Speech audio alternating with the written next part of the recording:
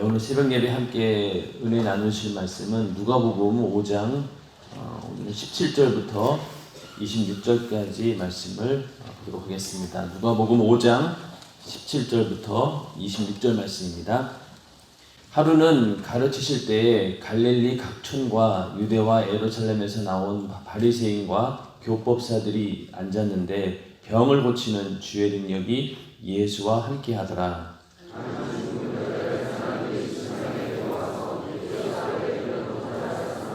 무리 때문에 메고 들어갈 길을 얻지 못한지라 지붕에 올라가 기와를 벗기고 병자를 침상 채 무리 가운데로 예수 앞에 달아내리니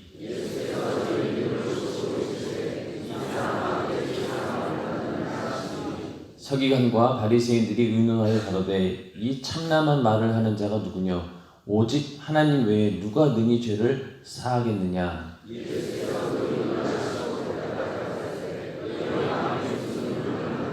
내 죄 사함을 받았느니라 하는 말과 일어나 걸어가라 하는 말이 어느 것이 쉽겠느냐?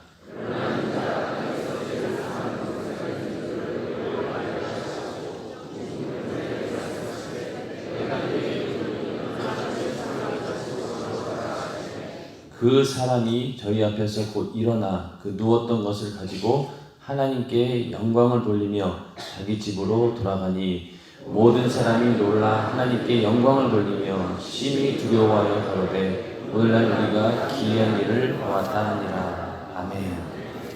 네, 지난 시간에 이어서 중풍병자를 고치시는 예수님에 관한 말씀을 함께 나누고자 합니다.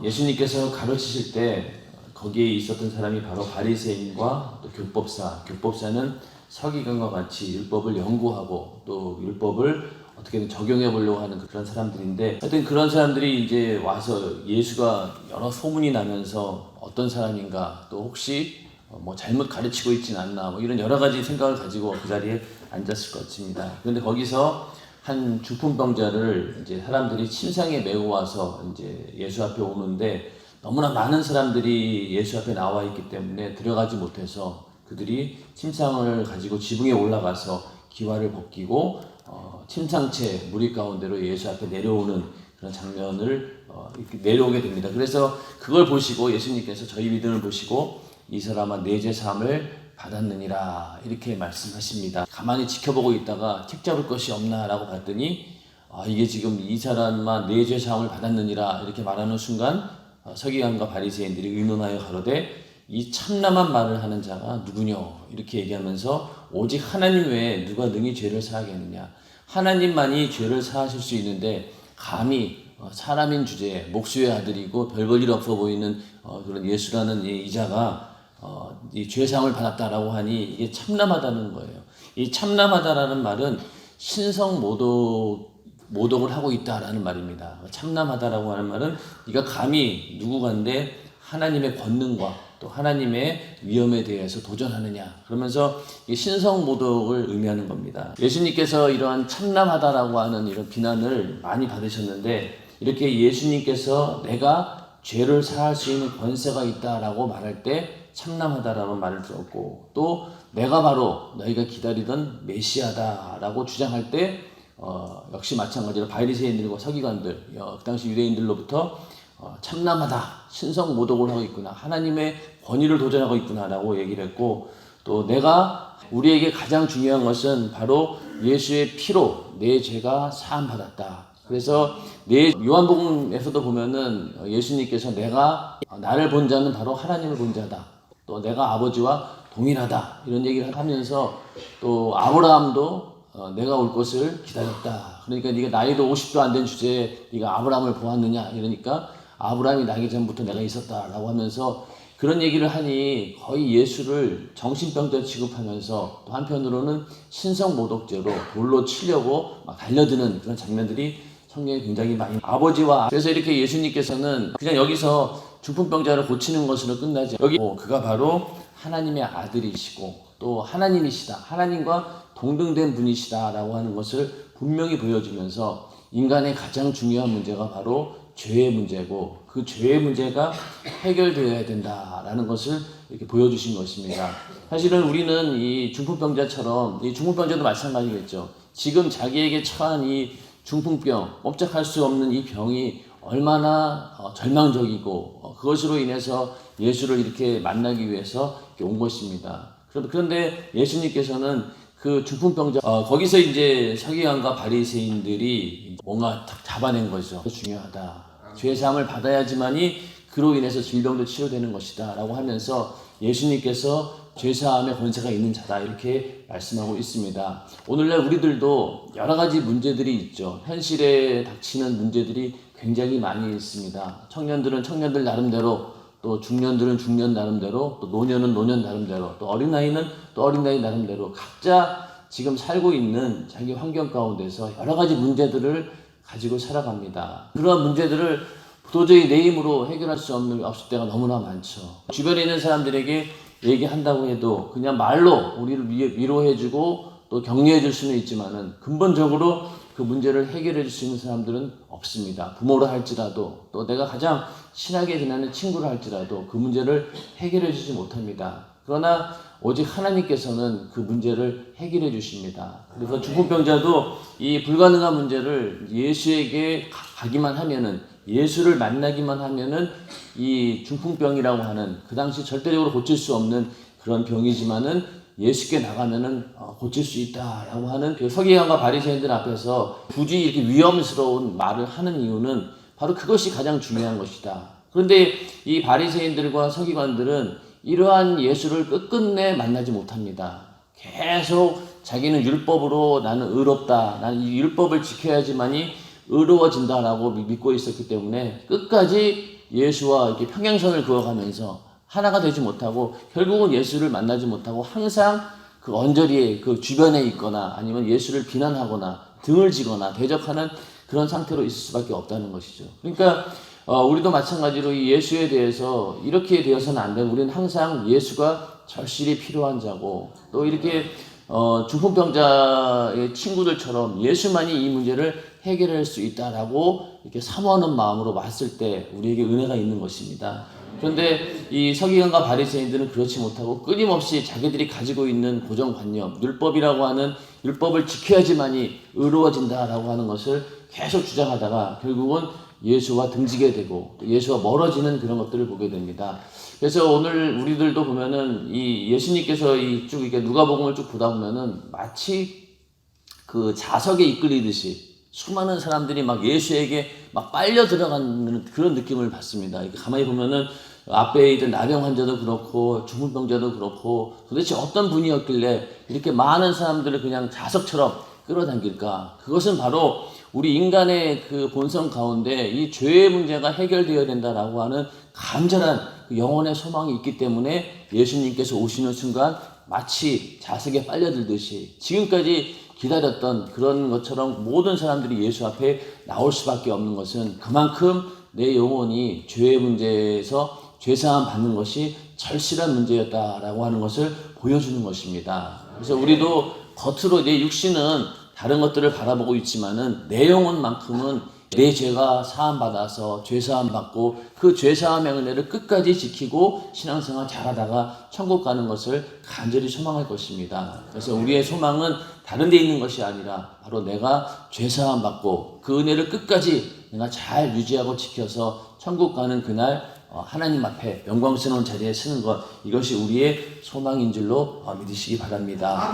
그래서 항상 우리가 하나님 앞에 믿음을 가지고 나아갈 때 이렇게 장애물들이 있다는 것을 발견하게 됩니다. 중풍병자와 또 그 친구들도 보면은 예수 앞에 나가는데 장애물들이 있었습니다. 수많은 무리들이 몰려왔고 도저히 예수 앞에 나갈 수 없는 그런 상황이 있었는데 이 사람들은 그 장애물을 그냥 불가능한 문제로 보지 않고 그것을 뛰어넘을 생각을 했던 것이죠. 결국은 그 침상을 들고 지붕에 올라가서 지붕을 뜯어내면서까지 사모하는 마음으로 그 믿음을 보였습니다. 예수님께서는 그 믿음을 보시고 역사하셨는데 우리도 이제 믿음을 가지고 기도합니다. 어떤 불가능한 문제들을 놓고 기도할 때 항상 우리의 마음 가운데 좌절이 오죠. 이게 될까? 또 기도는 했지만은 또 막상 기도 끝나고 현실로 돌아가게 되면은 또 똑같은 문제들이 계속 반복이 되고 도저히 내가 아무리 봐도 뭔가 진전되는 것은 없고 그러다 보니 자꾸 좌절하게 됩니다. 그러다 결국은 그 믿음을 포기하고 하나님도 이 문제에 대해서는 해결할 마음이 없으신가 보다라고 하면서 이제 우리 스스로 포기하는 그런 경우들이 있는데, 오늘 이 본문을 읽으면서 우리는 절대로 우리가 믿음으로 시작한 일에 대해서 이것이 하나님의 뜻에 맞다라고 하면은 절대로 좌절하지 말고 끝까지 이 장애물을 뛰어넘는, 불가능을 뛰어넘는 저와 여러분이 되시기를 주님의 이름으로 축원합니다. 그 사도 바울 같은 경우도 그 사도 바울이 간절히 원했던 소망이 뭐였냐면 로마에 가서 복음을 전하는 것을 항상 열망해 왔습니다. 그리고 사모해 왔고, 그렇게 해야지만 이 복음이 전 세계의 이방인들에게 전파된다고 믿었기 때문에 로마에 가서 복음을 전하는 것을 간절히 열망했습니다. 그런데 이상하게도 로마에 가고자 하는 그 길이 계속 막히는 거예요. 이런저런 이유로 또 여러 가지 상황 가운데서 계속 막히다 보니까 어떻게 되었습니까? 그렇다고 해서 사도 바울은 절대로 그 소망을 중간에 장애물이 있다라고 해서 포기하지 않았죠.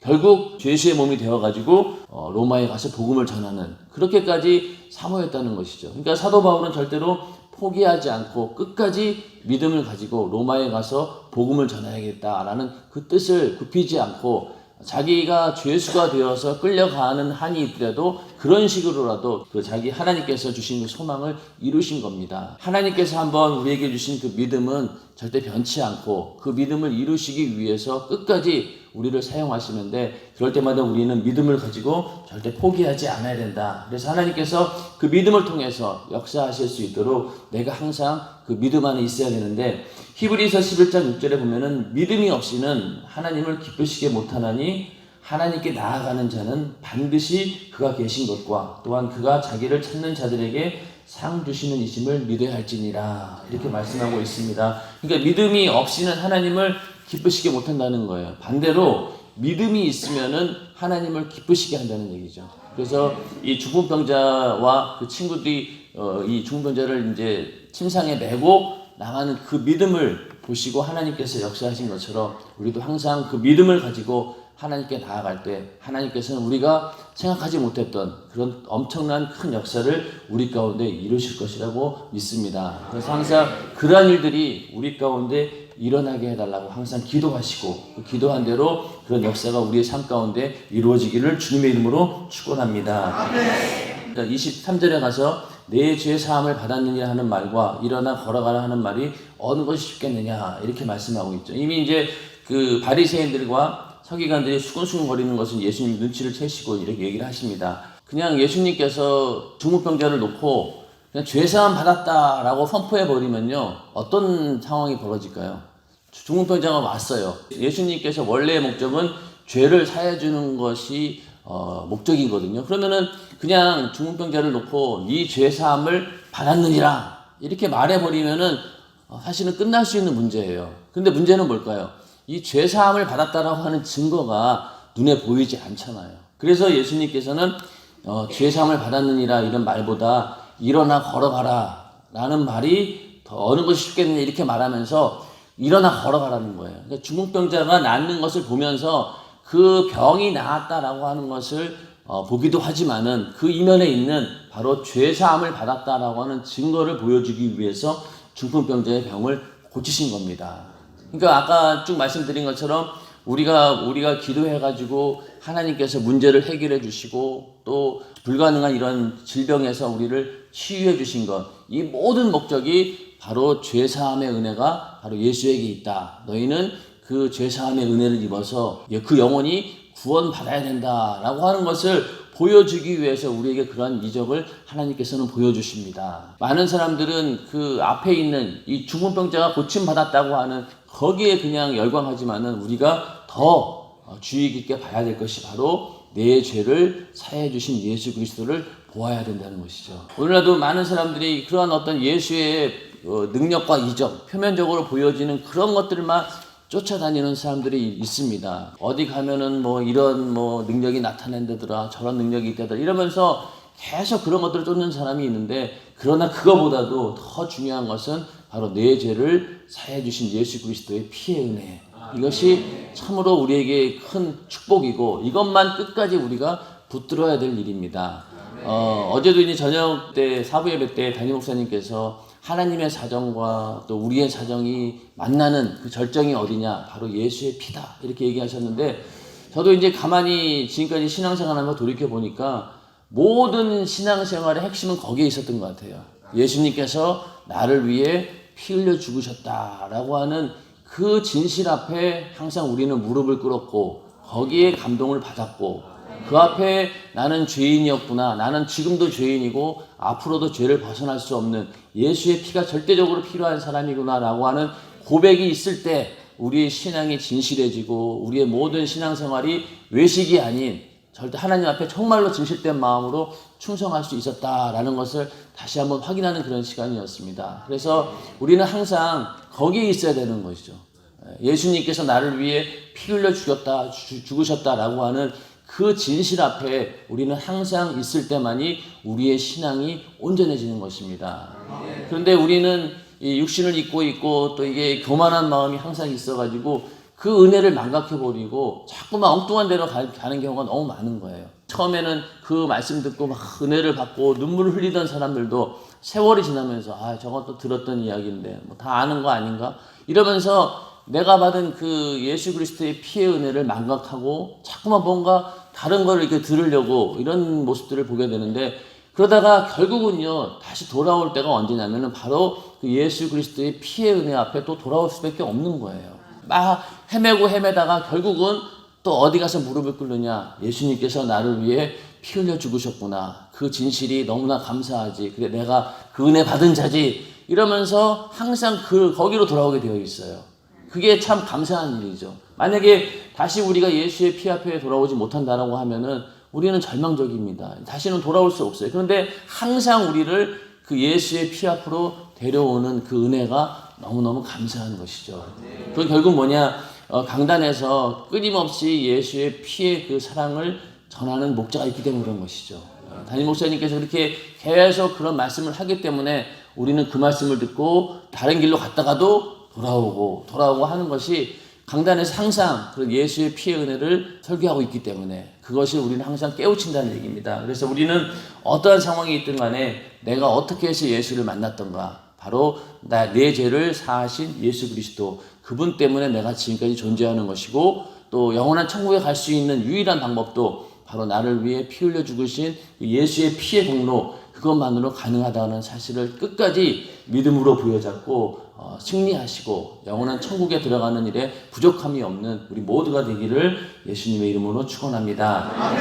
그래서 여기서 만약에 예수님께서 이렇게 말을 하셨어요. 일어나 걸어라.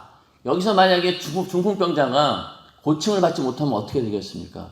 예수님은 거짓말장애가 되고 그 바리새인들과 이 교법사들이 본 것처럼 신성모독한 경우가 되는 거죠. 그러니까 예를 들어서 중풍병자를 치료하지 못했어요. 그런다고 해서 죄사함 받았다라고 아무리 얘기해도 눈에 보이는 증거가 없으니까 예수님께서 만약에 아무 증거가 나타나지 않으면 결국은 신성모독죄로 돌에 맞아 죽을 수도 있는 그런 상황입니다. 굉장히 우리는 이제 글로 보니까 간단하게 생각하지만은 이 실제적인 상황 가운데는 아주 긴박한 그런 상황이죠. 예수님께서 돌에 맞아 죽느냐 아니면 정말로 하나님의 아들로서의 그 권세가 드러나느냐 이런 건데 예수님께서는 여기서 중풍병자에게 내가 내게 이르노니 일어나 내 침상을 가지고 집으로 가라 이렇게 말씀하십니다. 그러면서 그 순간이 얼마였는지 모르지만은 25절에 가서 그 사람이 저희 앞에서 곧 일어나 그 누웠던 것을 가지고 하나님께 영광을 돌리며 자기 집으로 돌아가니 여기서 보면은